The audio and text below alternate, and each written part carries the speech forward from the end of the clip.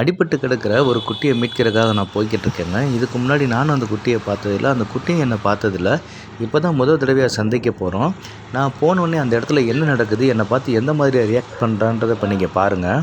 என்ன என்ன என்ன ஆ என்னாச்சு என்னாச்சு என்னாச்சு போமா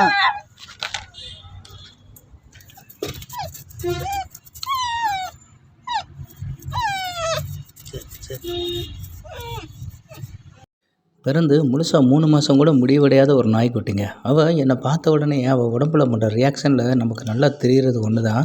அவள் என்னை பார்த்த உடனே கண்டுபிடிச்சிட்டா நான் அவளுக்கு உதவி பண்ண தான் வந்திருக்கேன் அப்படின்னு. 6 மாதமோ 1 வருஷமோ முடிஞ்ச ஒரு நாய்க்குட்டி இந்த மாதிரி ரியாக்ட் பண்ணுச்சுன்னா அது ஒரு பெரிய விஷயம் கிடையாது. அது பூமியில் தன்னோட வாழ்க்கையில் நடந்த அனுபவங்களை வச்சு பாடம் கற்றுருக்கும், நமக்கு மனுஷங்க உதவி பண்ணுவாங்க அப்படின்னு.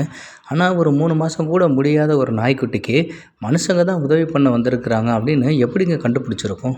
இது அடிபட்டு கிடக்கிற இந்த 2-3 நாளில் அந்த சைடு அதை கடந்து நிறைய ஆடுகள், மாடுகள், நாய்கள் எல்லாமே போயிருக்கும்.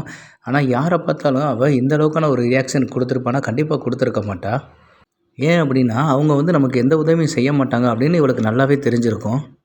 இதே இடத்துல ஒரு மனுஷன் அடிபட்டு இருந்தால் அங்கே பக்கத்தில் இருக்க மனுஷங்க சொல்லியிருக்கலாம், உன்னை காப்பாற்ற ஒரு மனுஷன் வர்றாரு, உனக்கு உதவி பண்ண ஒரு மனுஷன் வர்றாரு அப்படின்னு முன்னாடியே சொல்லி வச்சுருக்கலாம்.